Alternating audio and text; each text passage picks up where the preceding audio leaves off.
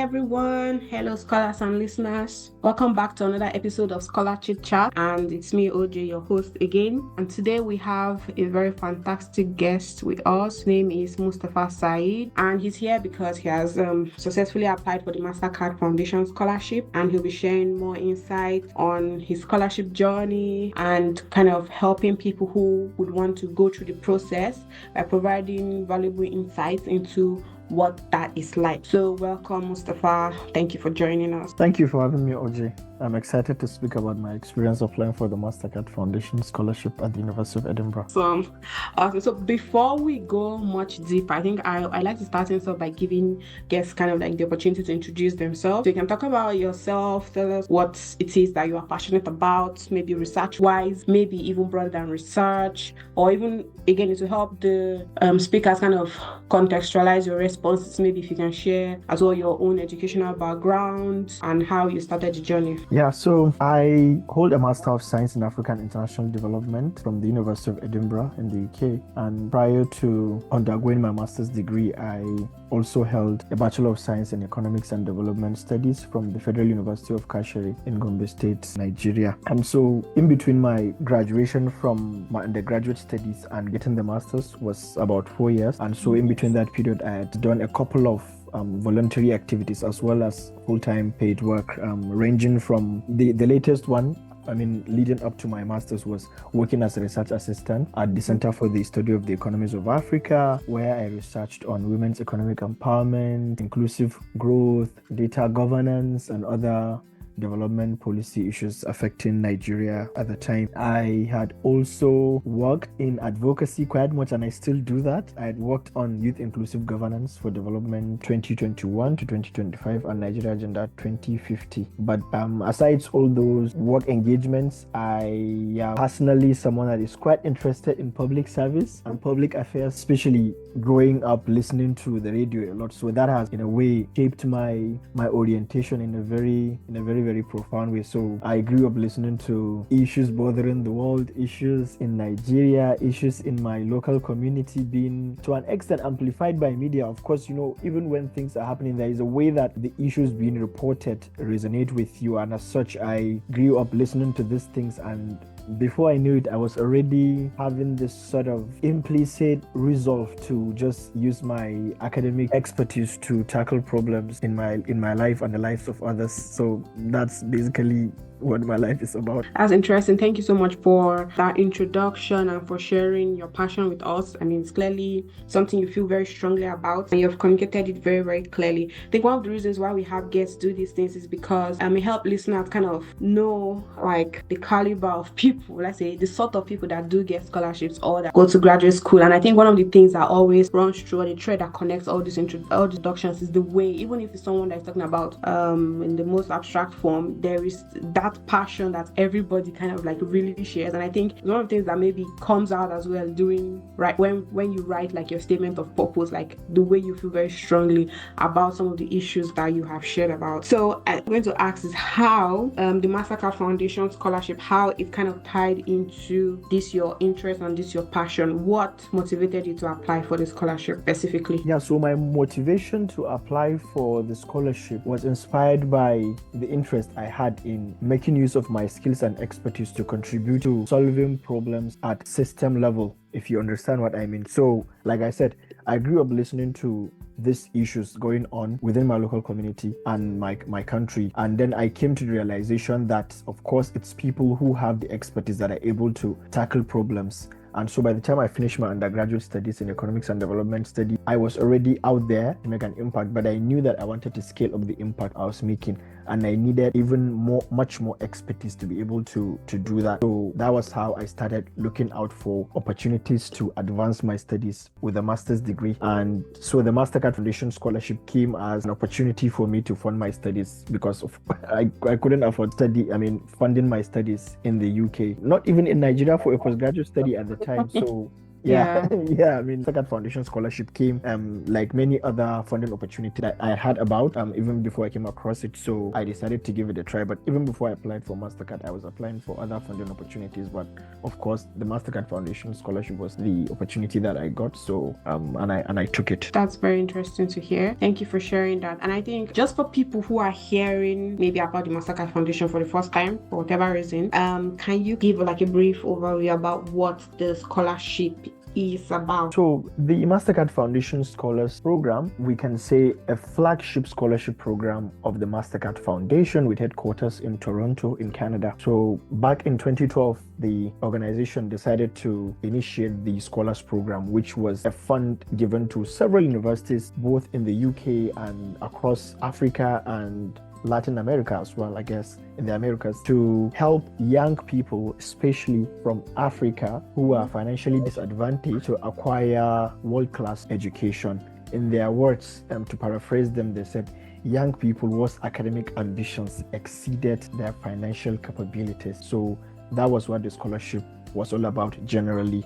Now, to hone down to what the scholarship is at the University of Edinburgh, because University of Edinburgh is just one of many universities that offer scholarships funded by the Mastercard Foundation. What it does is to provide full scholarship to young Africans to study select courses, select master's degree programs at the University of Edinburgh. And this scholarship covers tuition fees, accommodation, and other learning equipments you need. I mean, like all the learning support that you need. I wouldn't want to start mentioning them because they are many. We could spend all the time talking about them. But for example, I could say provides you with a laptop, provide you with funding for every other cost associated with your program. So yeah, so that's what the scholarship does. So there is also another part of the program which is quite unique and special because aside the academic experience that the program provides, it also provides immersion in transformative leadership. So aside attending lectures and doing our academic tasks, we also engage in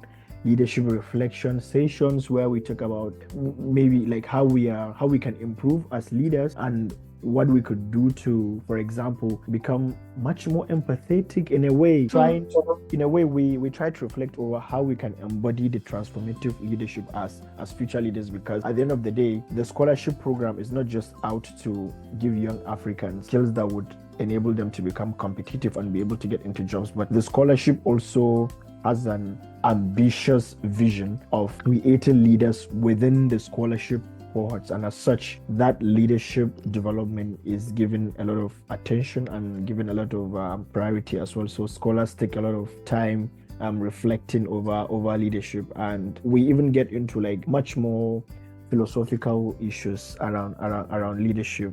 So that is just one other thing that the scholarship covers, alongside the many things it covers, and it keeps on evolving, it keeps on changing, improving. I think improvement is the right word to use, because my experience, for example, will not be the same with the experience of people who came after me, and then the experience of people who came after them will also be different. So they keep on improving it, they keep on increasing the content of the program, and as such, it's on an incremental journey towards preparation of future African leaders. Oh, that's really, really awesome. I mean, of course, with most scholarships or most like really prestigious scholarships, I would say, it gives the full ride offer. But I think one of the interesting things you mentioned is how like there's also a focus on building leadership capacity, which is emphasized through the program. So that's really, really cool to learn about. I think one of the questions I have from something that you said is the point where you mentioned that there's a lot of universities that also offer courses for the Mastercard Foundation scholarship. So how would people find those universities? Because you said the University of Edinburgh is one, so of course the University of Edinburgh.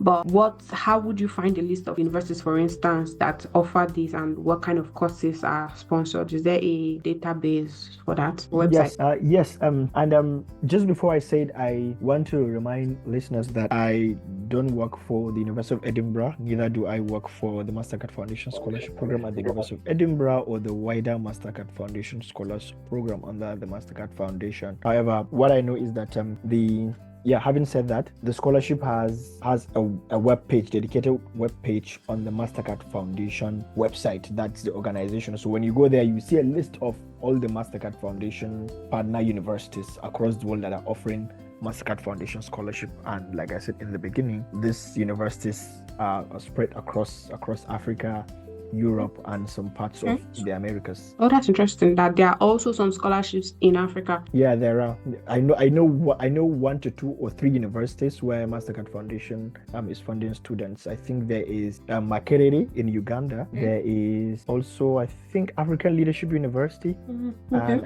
and Ashesi and Ashesi University in Ghana as well. It's a Mastercard Foundation partner. Yeah, I can go on and on, but if you go to the website, you will see the list, the full list, up-to-date list, because I mean the partners could be changing. But I am just speaking based on what I saw the last time I checked. All right, thank you so much for sharing that. So of course, I think that's like kind of like the basics of applying for scholarships. The fact that you want to get the correct information, and most times the correct information or the most up-to-date information, as you have pointed out, is usually on the website. So that's like a very, very good first step, a definite place to visit. Like even when you listen to people on podcasts, YouTube, wherever, you actually want to also confirm whatever it is they've heard by visiting the website for the official up-to-date information. So that being said, I think my next question for you, Mustafa, is about the application process itself. So when you were thinking of applying, or when you were applying, what were the things that you had to do to apply for the scholarship? For me, applying for scholarship was a major strategy for me, because the one thing I was certain about was the fact that I wanted to get a master's degree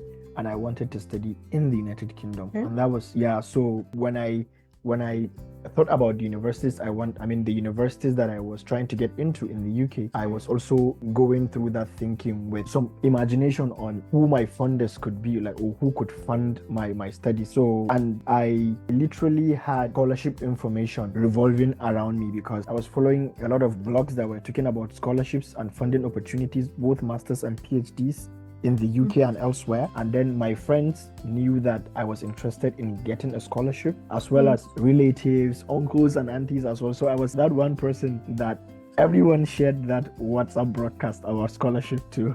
But the particular scholarship that I got, the Mastercard Foundation scholarship, was shared to me by a friend called Numan Yuguda. I keep on mentioning his name. It's that clear in my mind. I remember at the time he knew that I was applying for other scholarships, but he knew about a scholarship that I was not aware of at that particular time.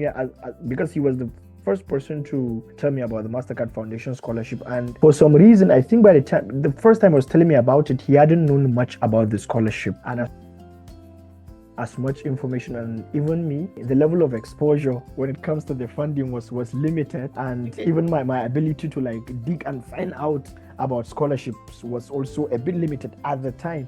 So I think about a year or a year and a half before I got the scholarship, someone quite close to us, someone within northeastern Nigeria, got the scholarship. And then so my friend got quite more excited, and he in a way that made him to like know much more about the scholarship, which meant that he could tell me more. So once he told me more, and I had also grown in my ability to look for information, so once he now gave me the information, I was able to do my search online, and I read about the scholarship. And I could remember once I finished reading about the scholarship, something told me that I am likely to get selected, because after reading about the scholarship, I did a thorough examination of myself, and I was like, what is standing in between me and the scholarship? There was literally nothing but an application. So what I did was use Google. Google is your friend then, because there was no generative AI as at that time. So the best thing you could get was Google to like type, and then links would pop up, then you start going through the links one after each. And interestingly, that time 2018, 2019, multimedia, as in video and podcast, was not that common. They were there, but they were not as popular and as reliable. I think within that period of time, the number of channels have just skyrocketed. I remember at that time, most of the materials I was relying on were blog articles written by scholars. I read a lot of blog articles. But then by that 1920, there were a lot of videos, and then I switched to videos. Not that I was not reading blogs, I still read them, but the YouTube videos were my biggest resource when it comes to finding information. So before I knew it, I had watched videos about the scholarship. I had then found scholars and alums who were on LinkedIn, and I was going through their profiles, because there are different ways of doing research here. someone could tell Yeah. you, and that's you getting primary data, and then you could also just read based on what has been written already, and then you get like secondary information about the scholarship. So I was just making use of every opportunity I had to find information, and then in just a few days I had understood what the scholarship was all about, the people it was, the kind of people it was looking for, what I had and what I needed to build on in order to be suitable for selection for the scholarship. So I then, because as a veteran scholarship applicant at the time, I had, of course, a Google Doc where I list the scholarships I was planning to apply for, what they needed, if I was short of any of the eligibility requirements or the criteria or the documentation. If it was possible, I tried to get it. If it's not possible, I crack it out. That was what I did. So I wrote it there. And I remember at the time, I think I wrote like 3 scholarships for that year. So a few months before the scholarship opened, because part of my research was to find out whether it was a recurring scholarship and then the date that it usually opens. So I knew the date, and somehow I used to write all these things down, but because I was quite obsessed about scholarships, I had these things in my head. So I knew that the date was approaching. And one day I reached out to my friend on WhatsApp to say, hi, do you know anyone who has applied for the scholarship? Can you help me ask them if they still have the questions that the scholarship usually asks? Now, I know that scholarships usually change the pattern of the questions that they ask, but more or less the questions remain the same, although they change a few things. Sometimes they change some part of the questions, leaving others unchanged. So I knew that whether those questions were old and that the scholarship was going to change the questions, there were still things that I could start preparing for and that could inspire me to think through my submission. So I got the previous questions and then I started preparing like bullet points that I could expand on when I'm writing my essay. So I remember that was the first like proper attempt I took to prepare for the scholarship program. And of course, a few months later, the scholarship application opened, and then I sat down to start expanding on the points, because you will have a lot of things you want to write down. You will have a lot of things you've done which you think the selections committee might find compelling, but then you can't just write everything, because if anything, one of the things you need to do as a scholarship applicant is to make sure that your scholarship application essay has a theme. Say an assessor reads through your application and somebody just stops them on the way and asks them, can you remember what that application was about? They will be able to say that the application was about this, that the person is passionate about this, or that the person had this, or the person went through this. Your stories have to be genuine, they have to be true, but they also have to be connected to what you're studying. They need to see a path that you are taking. They need to see that, oh yes, of course, this is somebody who has started doing advocacy, doing research in policy. Then we expect this person to then be in this, to apply for this program. For example, you can't start doing stuff in agriculture, food security, and then you want to do maybe, let's say, sports sciences, if you understand what I mean. There has to be some connection. So, and all that you can only do if you've done enough reading, preparation, and research, because it's not just about research. Even if you've understood very much what the scholarship is about, you have to also then do some, is it soul search? Can I call it soul search? But you have to be some reflection. You have to do some reflection to think about yourself and where you're going and where your paths are going to cross, because the scholarship is also on a journey. At the end of the day, it's scholarship is a movement. I would want to see scholarships, like this whole scholarship thing, as a movement between young people, for example, who have the zeal and enthusiasm to leave a mark in the world or to make an impact in the world, and philanthropists who have the money and are looking for people who are up and doing, who want to get things done. And that's why that connection has to be there. So for me, I think, to sum it up, I will say that those are some of the things I did. Looking for information, speaking to people, doing that reflection and strategizing, and then planning as well, and then keeping records, which was what I used Google Doc to do. So essentially, that was what I did. Oh my God, that's such a comprehensive response, and I like that you didn't go the usual route, actually, because a lot of times people would mention the very, very staples of preparing for an application, which is, I think, standard for every sort of thing, that there are things you have to prepare, and these are things that you could actually research and very easily find. If you go on the Mastercard, the scholarship website, for instance, you will see exactly the documents they need, but you talked about the actual process for you. And I like how you started with even just for you, the process was like very location specific. You mentioned that, oh, you wanted to study for a master's in the UK, and that narrowed your search. I know a lot of times when people come to me and they're like, oh, I want to study for a scholarship, I ask them, okay, what country do you want to go to? And a lot of times we don't get it, because like the country you want to go to determines actually the steps that you would want to take. Of course, you may not necessarily limit yourself to one country, but you cannot spread yourself thin and apply to scholarships in all the countries in the world, because they are all so different. So that is a very, very crucial first step, which was like one of your first few sentences, and I picked that out. And obviously, as you summarize, you mentioned and highlighted other very important things like information, and how you were like the person everybody was sending links to. Obviously, clearly showed that you were so interested in that thing that anybody that knew you knew that that was your focus at that point. Yeah, obviously self-reflection is very, very important, because without that you can't. I think one of the things that also stood out to me, your response again, which I said was very, very fantastic, was how you define scholarships. And I've never heard it like that before, but it completely makes absolute sense. So yeah, that is it's something that brings together young people with potential, or at least academic potential, with philanthropists who actually want to like kind of fund the future and fund breakthroughs. So, and that is really, really true. So yeah, a lot of things that I hope that people I'm not preparing for scholarship, and I actually like started taking notes as you were speaking, just because they were still very, very good responses. Okay, and I think one of the things I wanted to like clarify was you were mentioning years and in your timeline of preparation, and I was wondering how long it took you to prepare to actually apply for the scholarship that you got into. It's difficult because I wouldn't know who is listening to this, but like I said, even when I was in the university, I knew that I was going to apply for a master's scholarship in the UK. For example, I first got to visit a UK university website with the intention of seeing what's in store that I need to prepare if I wanted to study in the UK in 2015. 2015 was the year when I first opened a UK university website with the intention of seeing how is it, what's in store.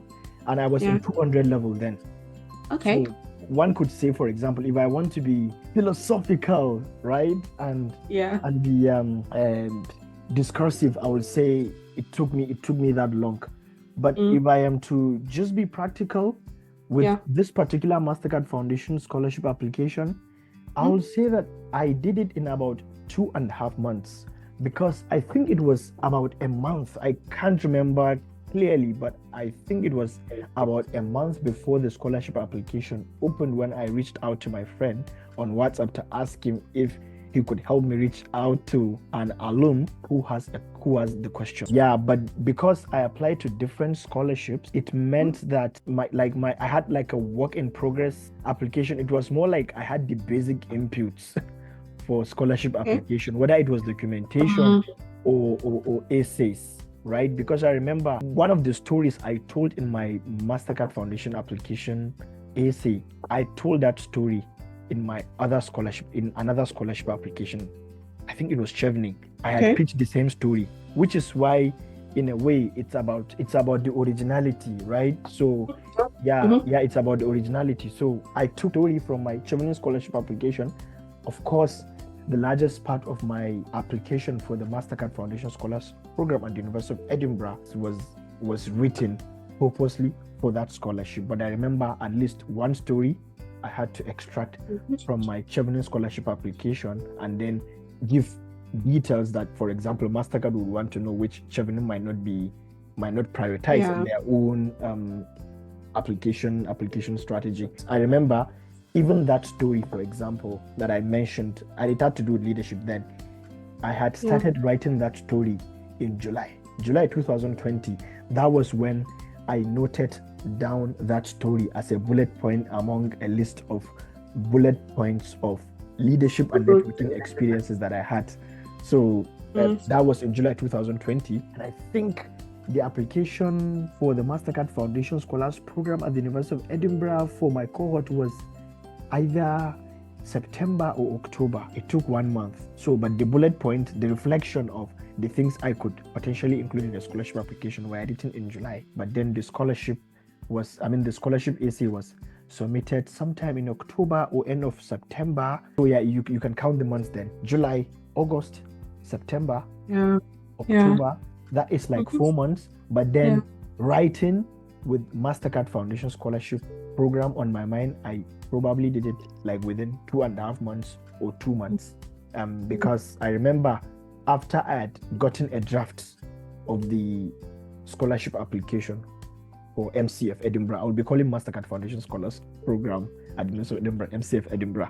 Now, Okay. so after I'd done that, I remember as an experienced scholarship applicant, then I would start reaching out to different potential reviewers, people that could go through the essay and tell me things that I need to take out and things that I need to expand more on and things that are good, that I should be confident about, because when you give an application to review, we want to always think that, okay, we are giving it for review so that people can correct our mistakes. But sometimes you are wonderful, right?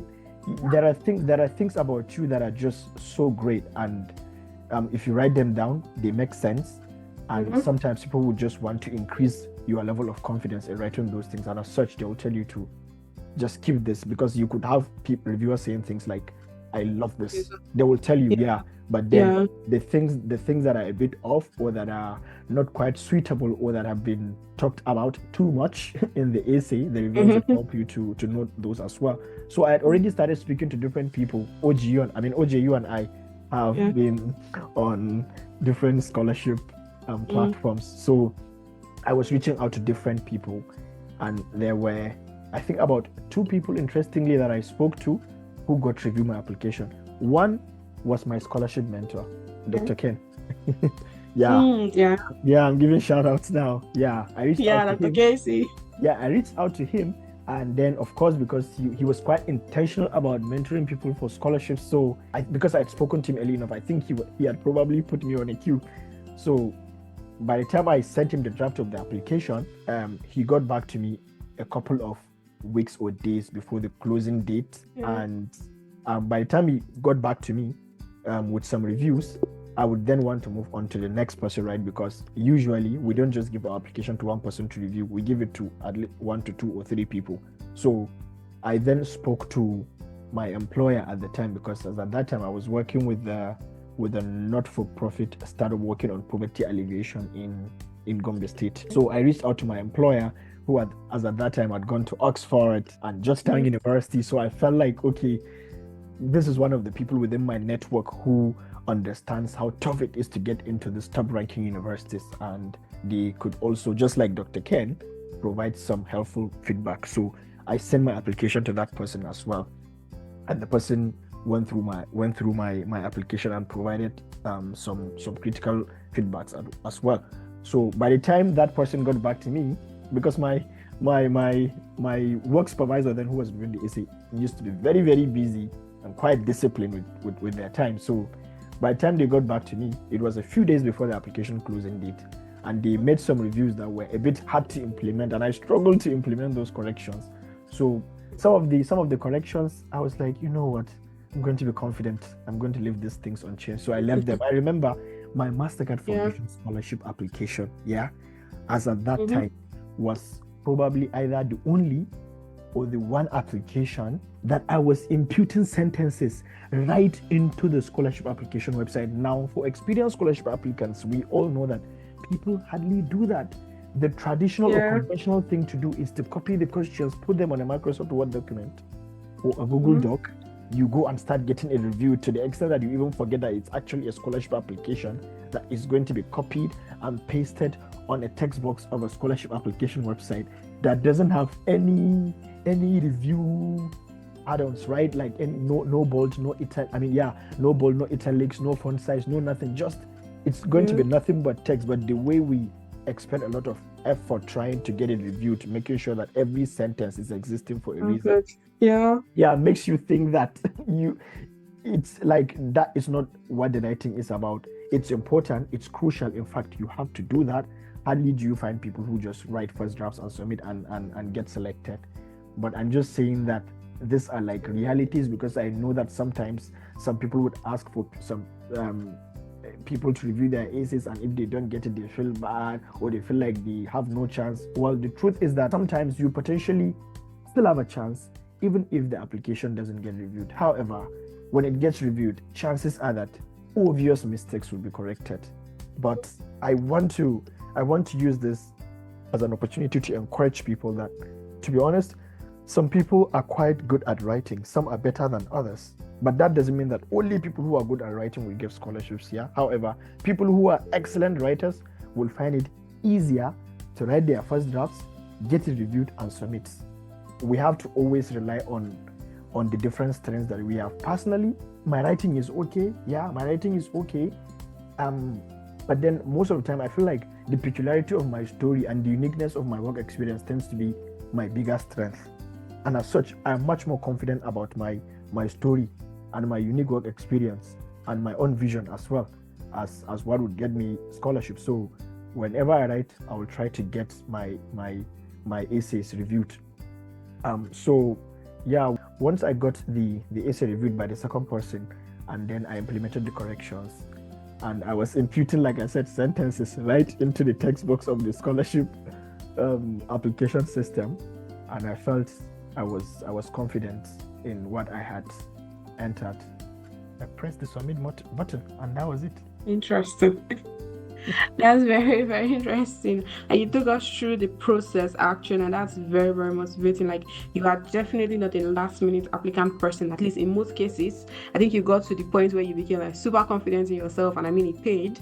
But generally your approach is kind of, as you say, the one that experienced scholarship applicants take, of being so thorough, preparing in advance, writing essays in advance, getting multiple reviewers. I remember my Commonwealth essay, I had like a team of people reviewing it at once. It was a Google Doc kind of thing, and there were hundreds. I think it was even up to 300 like comments, because it was track changes. So it was just, oh my God. Yeah. So it was a lot.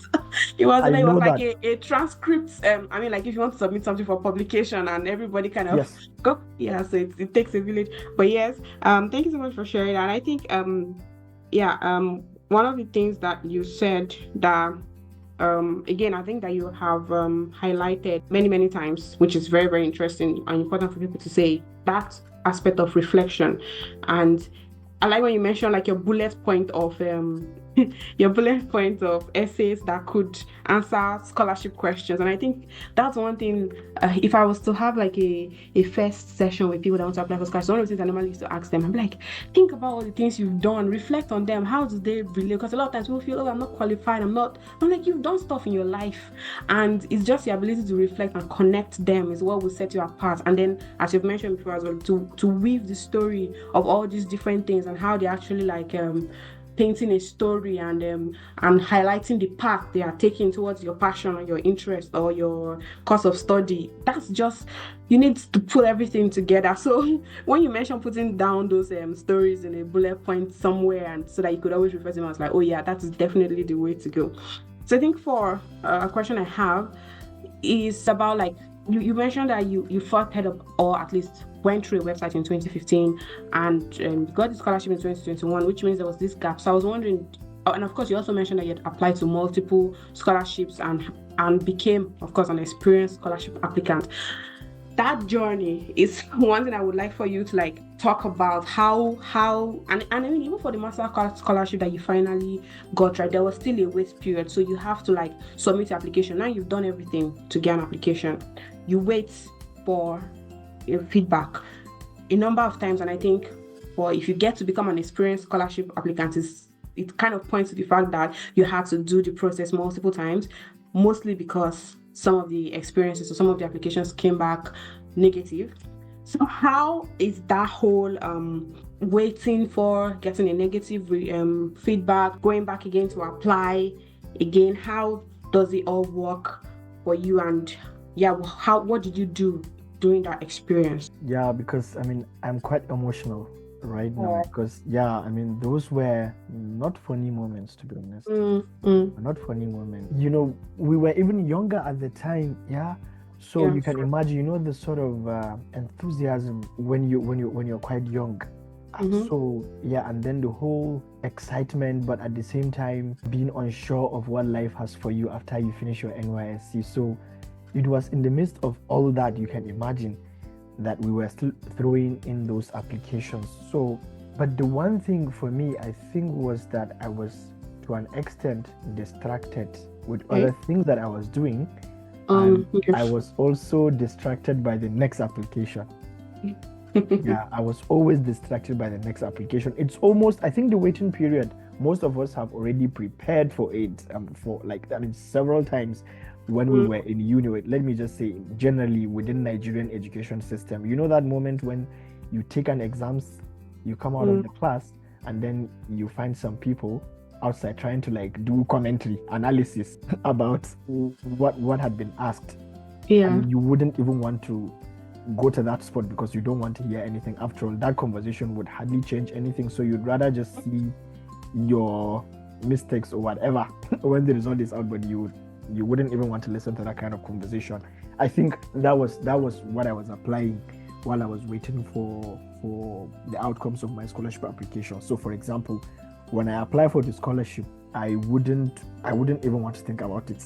If you get what I mean, I wouldn't even want to think about it. What I will then start doing is to like start checking other scholarship applications. Like I will start checking other scholarship application and overviews. Like, okay, now I've applied for Mastercard. What's next? I want to apply for Erasmus. Okay, what do they require of me? So I will start reaching out to people already, potential reviewers of my Erasmus Mundus scholarship application. I'll start watching videos about Erasmus, moving from one mood of excitement of how it's going to be like when I become a Mastercard Foundation scholar to what it could also just be like, should I become an Erasmus scholar in say Glasgow or Sweden or Denmark?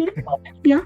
And that in a way makes you to forget that whole application, your insecurities and your lack of confidence in some of the sections of your application, then you focus on the next one. So I think your escape, unfortunately, for scholarship applicants, I'm sorry to break the news to you, but your escape is to start another scholarship application.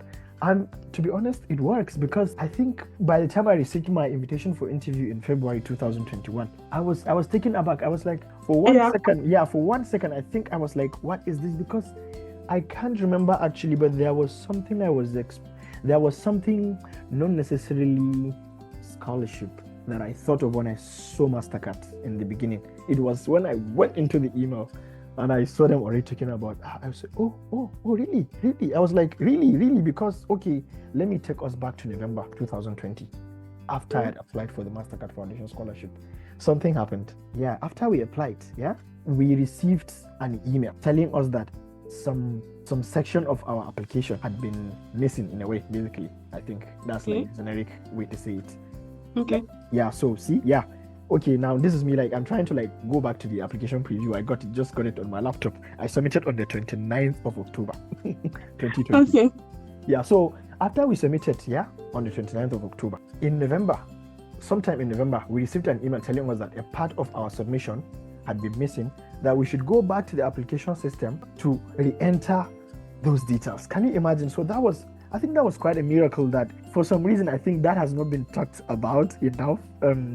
Because this is all like something to make people know that you are not alone. If you feel like you submitted the scholarship application and then it's looking somehow that they've asked you to submit something, that they've missed some documents, don't feel like, okay, that's me not being selected. No. Like these things could happen. So we were told to resubmit that part of our submission, which I did. And I remember my friend would reach out to ask, did you get that message? I was like, yeah, I have re-entered. He was like, okay, let's keep waiting. So to an extent, I was also guilty of thinking, okay, I was like, okay, if an application is strong, there is no way that details within the application will be missing. It's probably just because my application was weak.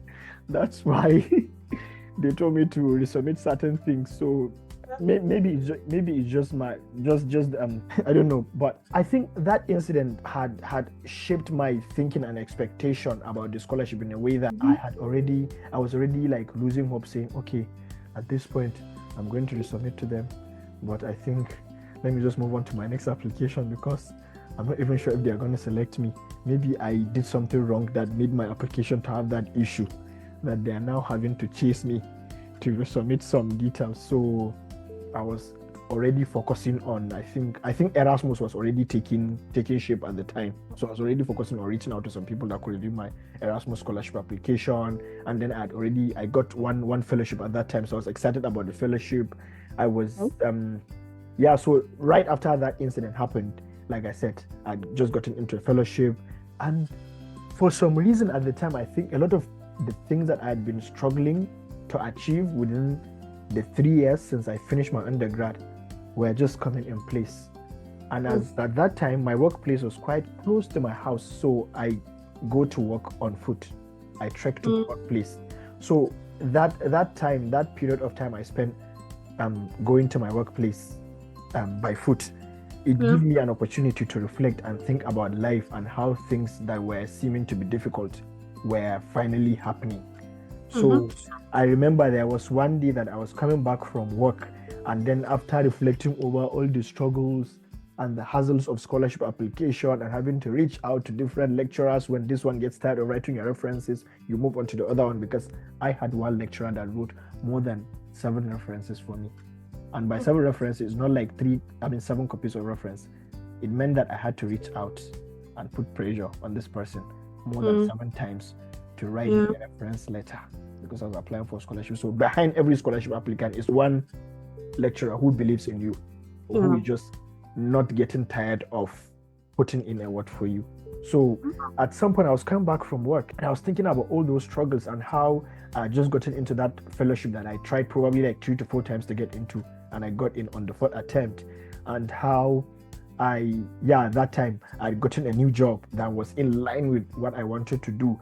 And then also how one of the things I was doing, I just got to recognize that I was getting invited more or less like a consultant on development policy making. And for a moment I thought this is the time that whatever it is that I wanted to do going forward was going to succeed. And I said, okay, I'm definitely going to get a scholarship. I don't know when. I mean, as a person of faith, I'm Muslim. So I said, inshallah, I am going to get a scholarship, or probably bigger things are going to just come my way, because apparently all the struggles were for a reason, and it seems like things are going to be coming into place now. So I was a bit more confident, so much so that I think in January, after I had made a 3rd attempt for the Chevening scholarship and I received a rejection in the evening after I came back from work, and I was eating late lunch in the evening and I saw the rejection. When the rejection came in, I smiled.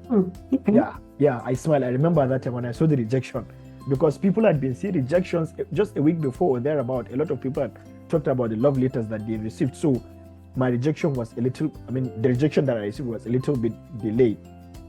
So by the time it came and I saw it, I smiled literally, because I said, in my mind I was. And that is why I told you the story of that one moment when I was coming back from work, that I felt like whatever it is, something is going to come my way. That is what gave me that strength to smile when I saw the rejection of my Chevening scholarship application. And I said, well, this could be a rejection, but then something is definitely coming. I don't know how, I don't know where, but I know this rejection, this particular one, I'm not going to allow it to make me feel bad, but I know that something is definitely going to happen, because and then I'll remind myself of the miraculous things that happened to me in that 2020, and I will say, okay, I think my time, it's still my time. It doesn't matter where I get rejected, but it's my time. So those were some of the things I think for me that was it. And again, one other thing that I would say is that maybe because of my personality, maybe because of my experience applying for scholarships, I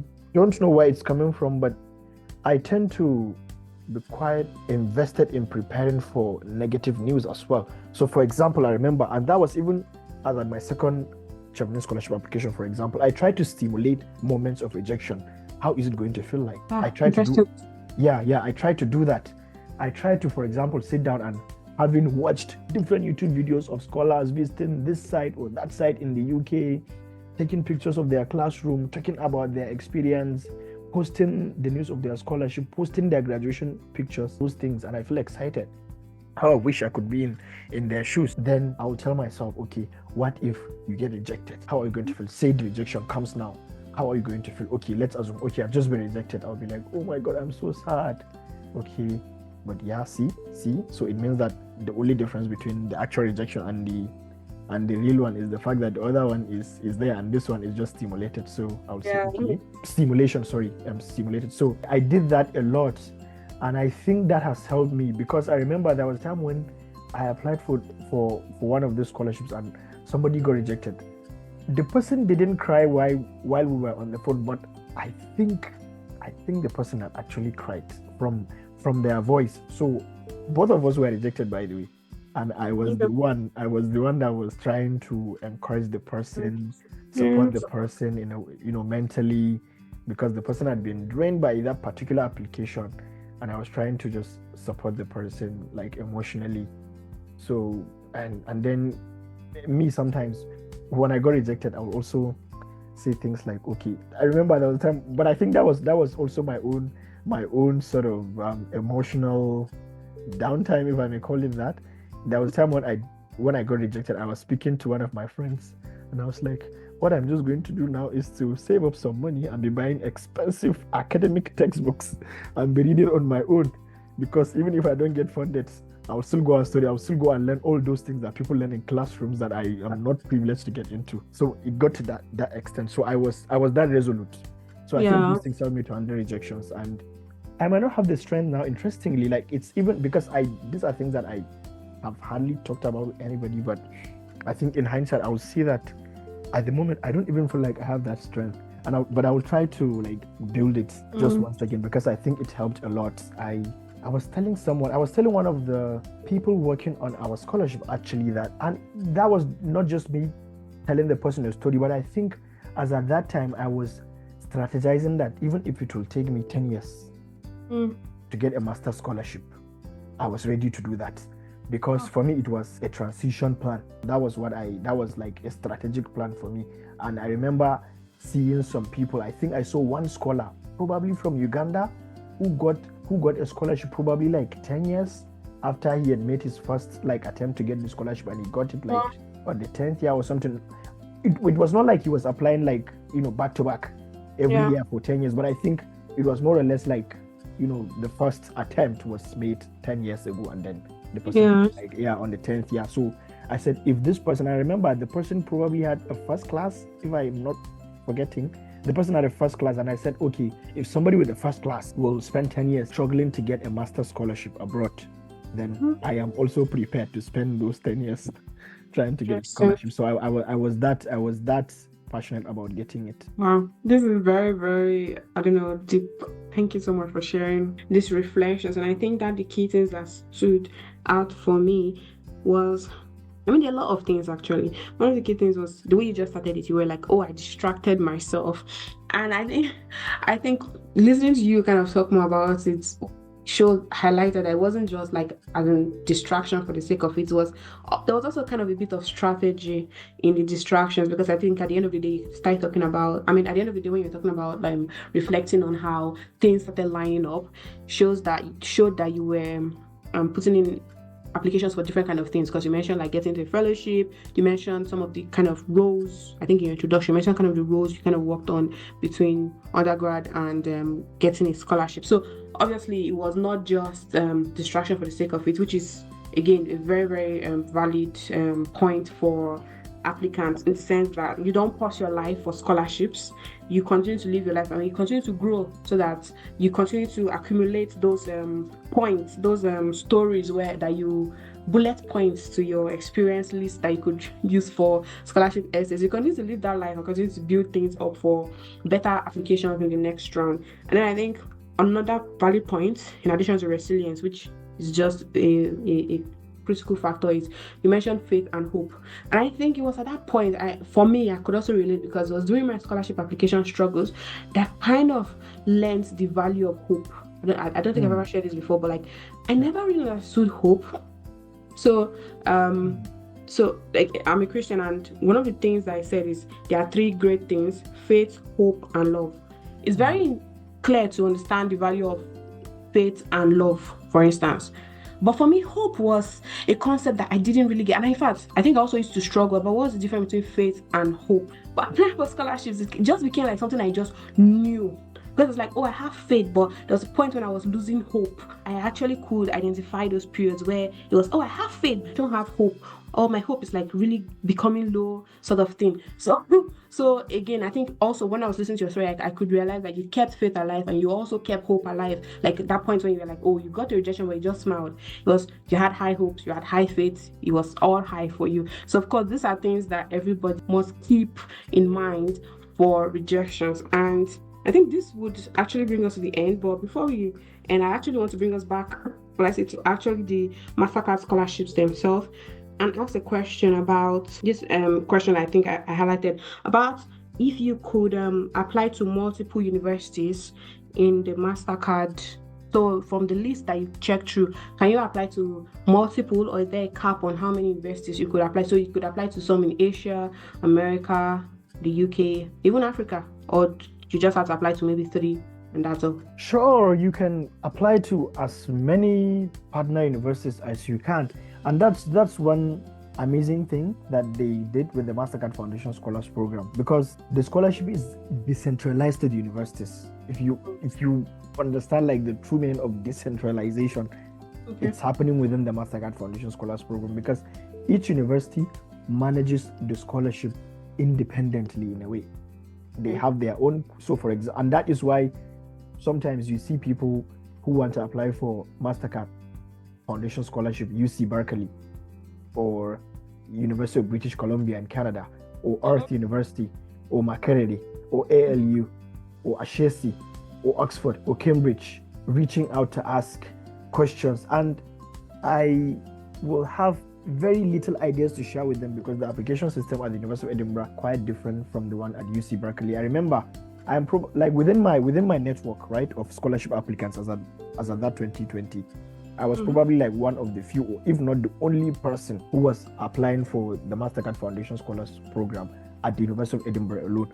But most of my friends then were applying for MCF Edinburgh, UC Berkeley, and other partner universities. So because it's not even like you go to the website of the foundation and then you start applying for the scholarship. You go to the only thing, in fact, that the website of the foundation does to you is just to give you a list of the partner universities. Sometimes I think the list is also hyperlinked, so sometimes I think you can click on it and then it takes you to the university. But once you get to the university, it's an entirely different process. So of course you can apply to different universities. In my own case, like I said, I applied for just one, but some people will apply for different partner universities, because remember, for me, the focus was on UK.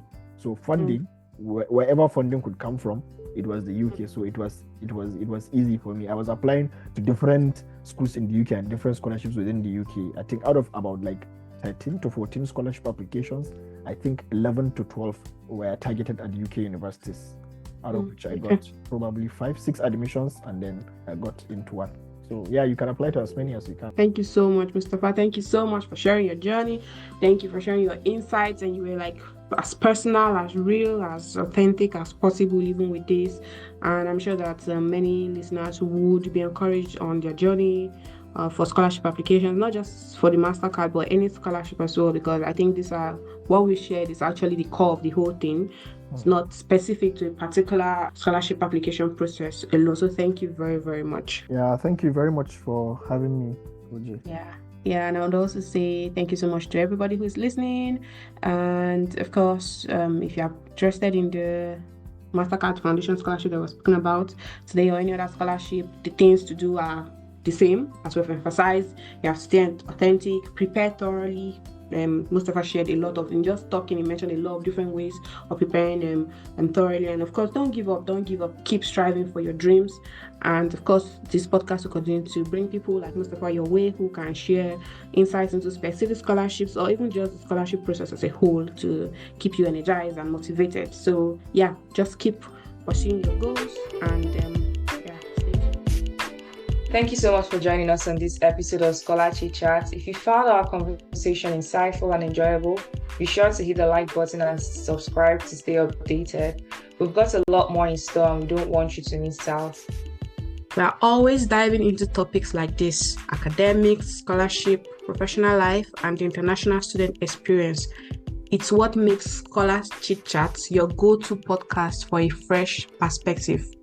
Also, don't keep all this wisdom to yourself. Share this episode with your friends and family who could benefit from it. We are building a community of learners and would love for you to be a part of it.